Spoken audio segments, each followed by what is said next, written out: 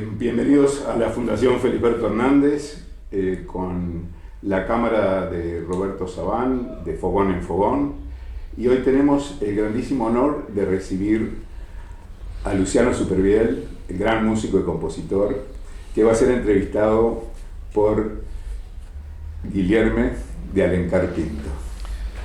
Bueno, Luciano, vos acabás de lanzar un paquete peculiar, digamos, un disco acompañado de una partitura, una cosa que no es nada común y tiene pocos precedentes. Es tu primer trabajo solista que no está producido por el tándem Campodónico-Santaolalla. ¿Puedes contar un poco cómo se dio, cuál es el origen de ese proyecto? Efectivamente, agrego al libro del disco, además hay una tercera pata que es un cortometraje documental que está en YouTube, que hizo Agustín Ferrando, el realizador de Tiranos Temblad, que un poco describe el universo el concepto de suite para piano y pulso velado. Es como esa trilogía. Efectivamente, este es mi primer disco absolutamente autoproducido, no hay músicos invitados, soy el único intérprete en el disco. Y tiene que ver con el momento, digamos. Es un disco hecho de manera muy artesanal, con muy poco presupuesto, digamos. Cuando empecé a componer estas piezas, yo realmente no estaba pensando en hacer un disco, pero poco a poco fue tomando forma. Hacía tiempo que tenía ganas de escribir algunas de las piezas para piano que tenía. Y en esta búsqueda siempre de ir como encontrando nuevos lenguajes y nuevas posibilidades dentro de las herramientas musicales a la hora de componer, bueno, tenía que aparecer este contacto que he tenido con la música clásica. Es un disco que está lleno de guiñadas a la música clásica y a mi acercamiento a la música clásica. Entonces, bueno, nada, fue como que se dio el momento y las circunstancias, justo un parate grande de bajo fondo, que me permitió tener el tiempo para hacerlo tranquilo. Este disco no es un disco que haya hecho en 3 semanas en un estudio, sino que me tomé el tiempo, estuve más de un año componiendo, volviendo sobre las piezas, escribiendo las partituras, que a su vez fue un trabajo grande. Nunca había escrito tanto para piano y bueno, condicionó mucho el resultado, ¿no? O sea, ese proceso de escribir la música realmente incidió muchísimo en el resultado, que también tiene que ver con eso, con esa búsqueda de generarse nuevas maneras de trabajar, nuevos planteos de trabajo para llegar a nuevos resultados.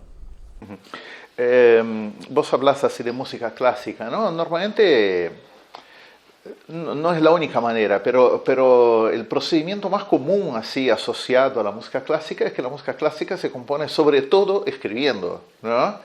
Y en todo caso, algunos tocan para verificar, ¿no? ¿Vos compusiste esas obras, digamos, puramente en el piano o la escritura interactuó con la composición?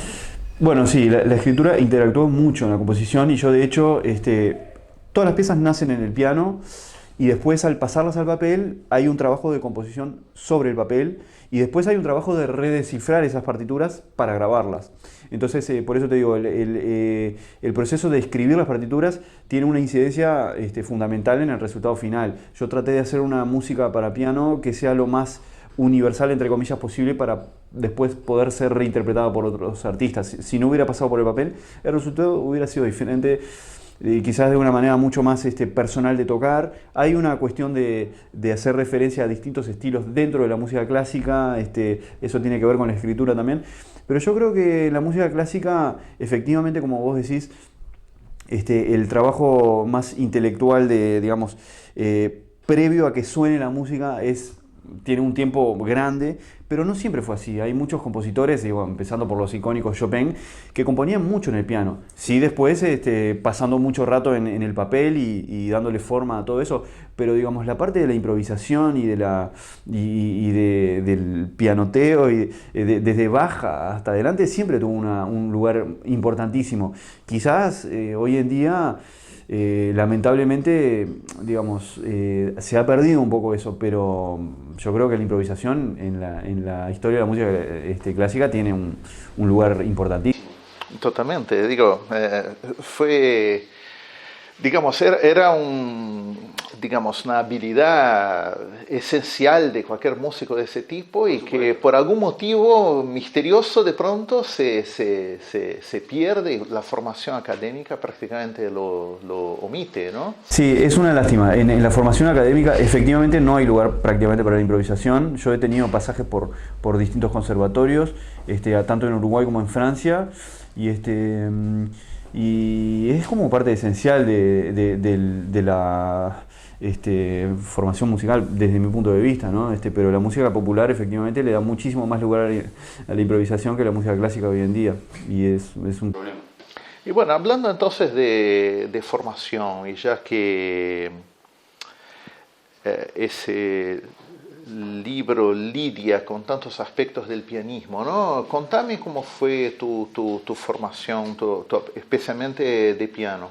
Bueno, yo en mi adolescencia tuve, digamos, ese contacto con la música clásica por digamos, estudiar en la Escuela Universitaria de Música en un principio.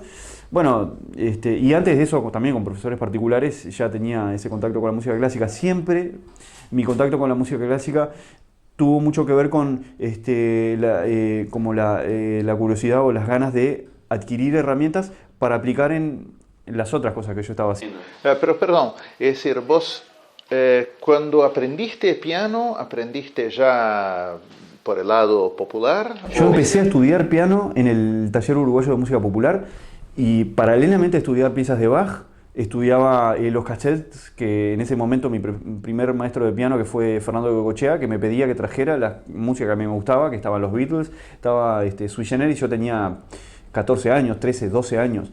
Entonces, paralelamente a Bach ya estudiaba las piezas, la música que a mí me gustaba escuchar en ese momento. Y cuando me empecé a profundizar un poco más en el estudio, ahí sí ya entrando en la Escuela Universitaria de Música, primero en el ciclo básico, después entrando al ciclo superior de piano, ya te digo, siempre mi mentalidad, también hice composición en la Escuela Universitaria de Música aplicada a la música culta principalmente, pero siempre lo vi como una manera de adquirir herramientas para aplicar después. Yo en ese momento ya estaba con Plátano Macho y mucho más vinculado a la música en la que me estaba profesionalizando, en la que empecé a trabajar desde muy joven como músico profesional, a ganar dinero, a firmar contratos. Entonces, por eso te digo, nunca pretendí seguir una carrera de solista de piano, de concertista de piano, pero bueno, tuve ese contacto con la música clásica. Entonces, en definitiva, es parte también de mi formación. Yo te diría que hasta los 21 años tuve como una cierta disciplina de estudio, de estudiar varias horas por día. Después te diría que casi que lo abandoné durante 2 años por distintas razones. Me fui a vivir a Francia, me metí mucho más de lleno en lo que es la música electrónica. Empecé a tener un vínculo con el teclado más desde el teclado de los sintetizadores. En principio, bueno, trabajando con Jorge Drexler, después apareció Bajo Fondo, lo que me devolvió un poco al piano, más por el lado del tango, pero bueno, pasó de nuevo a ser un instrumento tocando en vivo la sonoridad del piano, hace referencia a las distintas tradiciones dentro del tango, y poco a poco fue volviendo en mi vida, al principio como un instrumento más de acompañamiento en bajo fondo, y en mis discos fue tomando más protagonismo, y bueno, en este último disco es como que vuelvo a esa época de mi adolescencia, es como que se cierra un ciclo. La realidad es que yo no sé cómo va a ser mi próximo disco, me imagino que va a ser muy diferente a este disco, pero siempre cada experiencia, cada disco, cada trabajo con otros artistas o cada música de películas que he hecho aporta nuevos elementos, y sin dudas a nivel de pianístico me devolvió un poco a esa época del estudio de música clásica. Claro. Vos a veces te da, digamos, en algún momento ocioso, chivear, tocar partituras. ¿Tenés algún compositor al que te guste tocar de los compositores clásicos? Sí, siempre, eso siempre lo mantuve, un poco lo de estudiar por mi cuenta de manera autodidacta, al agarrar partituras, claro. El leer partituras lo que te da es, bueno, la práctica de la lectura, un poco de técnica, pero también el mundo armónico y el mundo melódico. Yo siempre traté de mantener eso, ¿no? De leer partituras de todo, desde música clásica. Te diría que mis compositores favoritos son desde Beethoven a Bach, me gusta mucho Mozart también, pero Ravel, Debussy, esos son dentro de la música clásica mis compositores favoritos. He tocado mucho algunos brasileros, soy muy fanático, por ejemplo, de Nazareth. Es una música que he tocado mucho también, no en vivo, o sea, para mí, pero que he conseguido bastantes partituras de Ernesto Nazareth. Me gusta, yo qué sé, Gismonti, hay varios brasileños que me gustan mucho, me gusta mucho, ¿cómo se llama el albino? Hermeto Pascual, he tocado piezas de él también. Y después he tocado mucho jazz también, siempre para mí, o sea, no, son cosas que, como te digo, que las veo como estudio, como ir conociendo distintos lenguajes y de los que saco cositas que después aparecen de manera más evidente o más camuflada en la música que hago. Y bueno, cuando aparece el proyecto de Bajo Fondo... Perdón, tengo que agregar a Piazzolla también, he tocado mucho Piazzolla también, previo a Bajo Fondo y desde Bajo Fondo también mucho, ¿no? He leído muchas partituras y su escritura creo que ha sido una influencia grande para mí. Claro. Eso iba a preguntar, es decir, ¿qué contacto con el tango, qué era el tango para vos antes de Bajo Fondo? Principalmente el tango es el contacto que ha tenido, que estaba en mi casa por mi viejo, que siempre fue muy tanguero, más de la escuela de Gardel. Y fundamentalmente Piazzolla. O sea, Piazzolla es un músico que a mí me fascina desde muy joven. He hecho arreglos incluso de Piazzolla previo a que existiera Bajo Fondo. Hice un arreglo una vez de Libertango para Camerata Punta del Este, que en ese momento era un quinteto más batería. Entonces eso ya, digamos, y después hice un arreglo para cuarteto de cuerdas, lo que me obligó a meterme en el mundo más de la escritura de Piazzolla y entender los ritmos y los patrones rítmicos y bueno, el mundo armónico y melódico. Entonces, evidentemente, cuando empezamos con Bajo Fondo, que hubo como un trabajo de sumergirse más de lleno en los distintos estilos dentro del tango, Piazzolla yo ya tenía ese contacto fuerte y mi primer disco solista, que fue un poco el que funcionó como segundo disco de Bajo Fondo, que se llama Bajo Fondo Presenta Superbiel, en el 2004 creo que fue editado ese disco, tiene un fuerte acercamiento hacia el tango desde el mundo piazzolístico, ¿no? O sea, a nivel de, como te decía, rítmico principalmente, a nivel melódico, a nivel tímbrico, y después, bueno, con el paso de los años y esa, digamos, expansión del estilo de Bajo Fondo, tuve también acercamientos con el tango, qué sé yo, de Pugliese y bueno, y más atrás también, ¿no? De los cantantes más, yo qué sé, Edmundo Rivero, en fin. Pero bueno, sí, el acercamiento mío hacia el tango previo a Bajo Fondo fue sin duda ¿Buscaste pianistas en particular, digamos, para observar, para estudiar, digamos, en ese viaje tanguero? O... Sí, he tenido... Es que claro, es tan vasto el piano, tenés los tipos que tienen ese contacto más con el mundo de la música clásica, otros más, yo que sé, de Mores, una cosa más hollywoodense, son muchas escuelas. El tango lo que tiene es que... claro, los tipos estaban confrontados a tocar tanto que realmente tenés muchos virtuosos dentro de la tradición del tango. Los tipos no solo alcanzaron virtuosismo no solo a nivel instrumental, técnico-instrumental, sino a nivel estilístico, a nivel de escritura. Entonces, dentro de la historia del tango tenés esas escuelas muy marcadas. Yo me identifico más de pronto con Pugliese, a nivel pianístico, que siempre me atrajo mucho.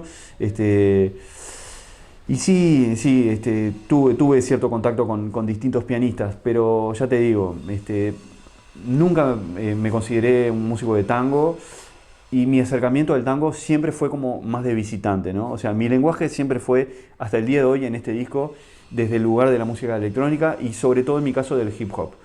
Ahí es donde yo me sitúo para meterme a visitar estos estilos. Claro, pianista de hip hop es una cosa, es un concepto curioso. Es curioso, ¿no? es curioso. Pero... Creo que un poco el título del disco tiene algo que ver con eso. Sí, claro. ¿No? Es que, digamos, yo lo que intentamos hacer con Bajo Fondo, y bueno, yo personalmente también, es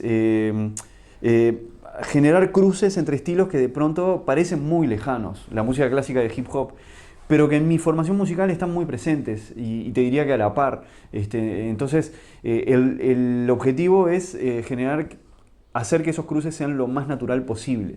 A veces, dentro de, como todo trabajo de experimentación, hay cosas que funcionan mejor que otras, y la realidad es que en el momento que sale el disco o los discos bajo fondo, es difícil calcular o anticipar cuáles son las músicas que mejor van a funcionar o más van a perdurar en el tiempo. Hoy en día yo toco temas de mis primeros discos que cuando salió el primer disco quizás no esperaba que fueran esos que se mantuvieran en el tiempo, que mejor conectaran con la gente.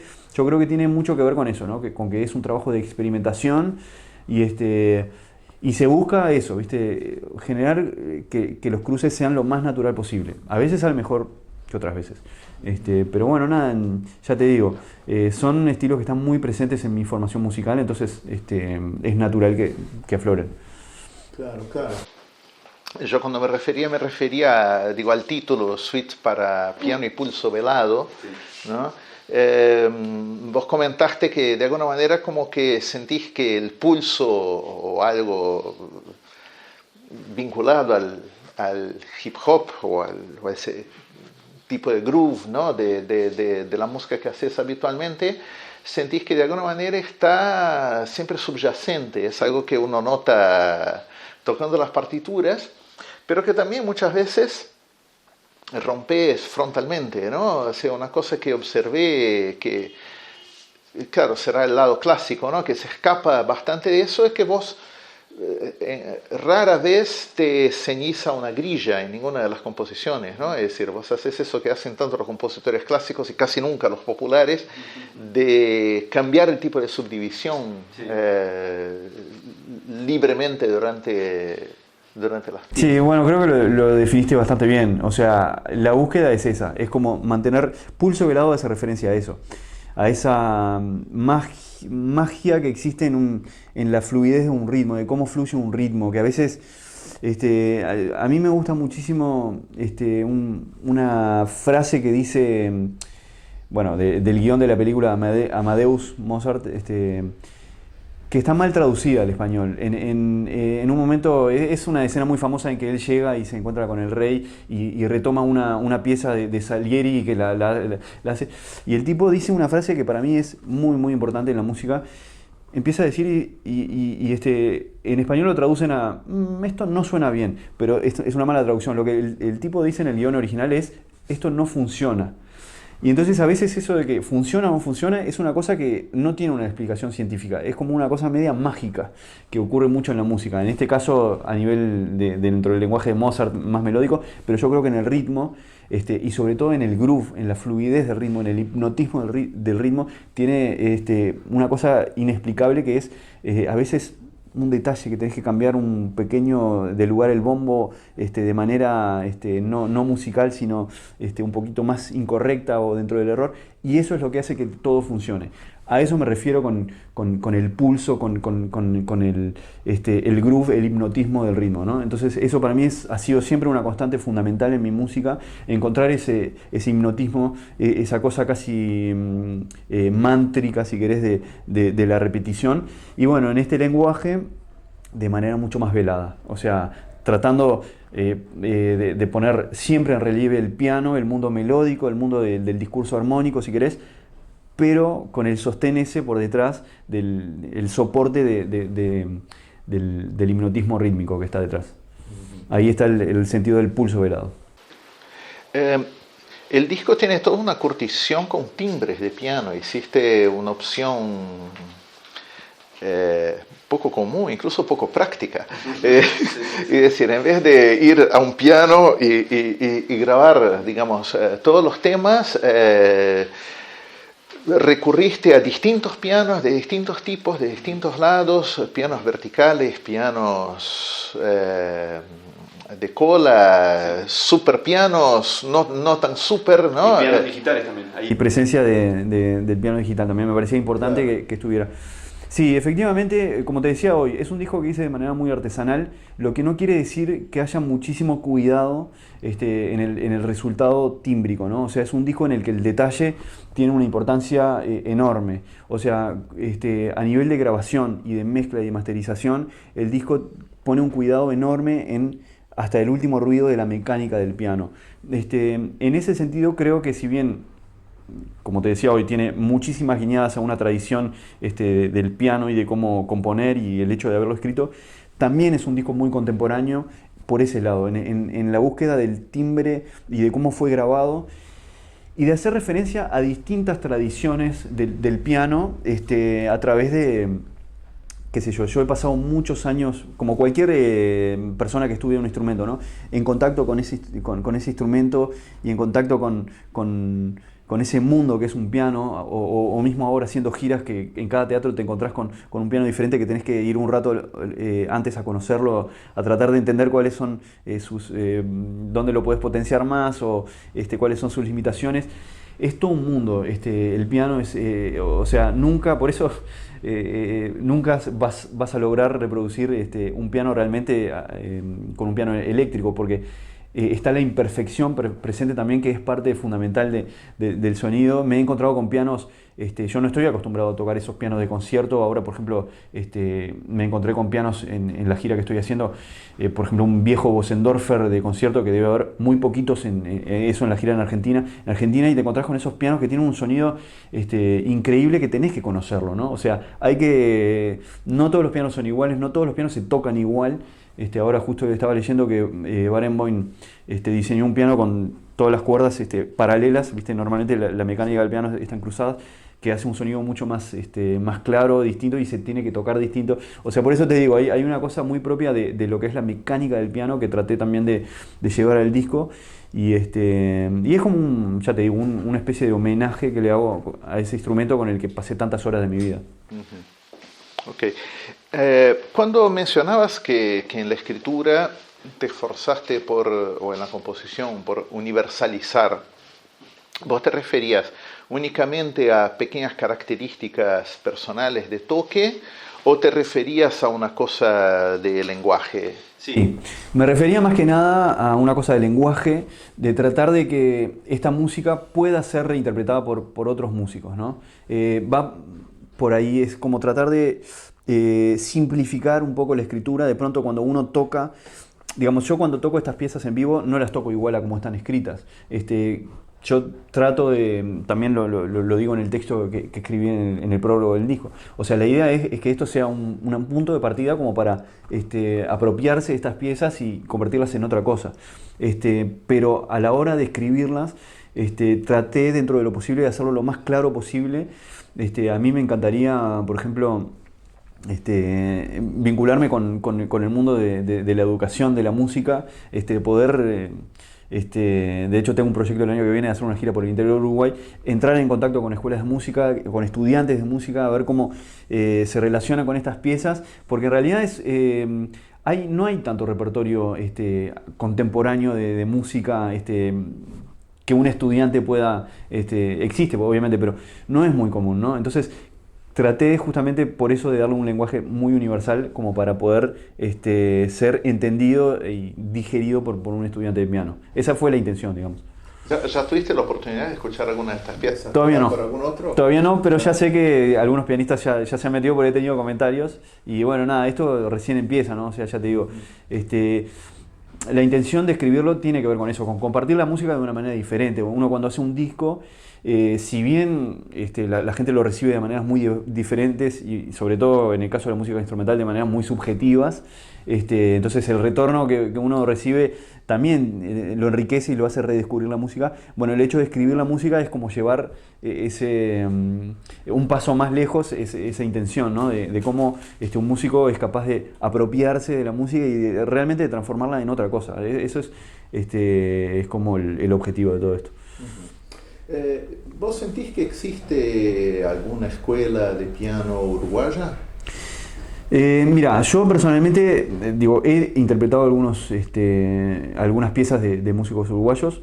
yo qué sé, bueno, he intentado leer alguna cosa de Felisberto Hernández, por ejemplo, después de Llores Lamarque Pons, pero no he estudiado mucho compositores uruguayos. César Cortinas, no sabría decirte, ¿viste? Sí sé que, por ejemplo, lo que ha sido la escuela guitarrística uruguaya ha llegado muchísimo más lejos que, en todo caso, la escuela pianística. No me atrevería, como te digo, ¿viste? Mi acercamiento con la música clásica no ha llegado tan lejos como para poder tener conocimiento tan profundo del tema. ¿Y en música popular? Y en música popular, el piano tiene algunas escuelas importantes. Bueno, hay que hablar de Fattoruso, que sin lugar a dudas ha sido un tipo muy trascendente a nivel mundial. Tenés, bueno, Manolo Guardia, es un tipo también, me parece, muy importante. Sí, a nivel música popular, quizás, por lo menos yo tengo más conocimiento y más influencia. Igual, para ser sincero, mis referentes dentro de la música popular uruguaya, los que me han influenciado más directamente no son pianistas, ¿no? Digamos, estamos hablando de Mateo, qué sé yo, Jaime Ross, Claro, ok. Bueno, llegamos al punto, capaz que Walter quiere traer el asunto al entorno en que estamos, a Felisberto.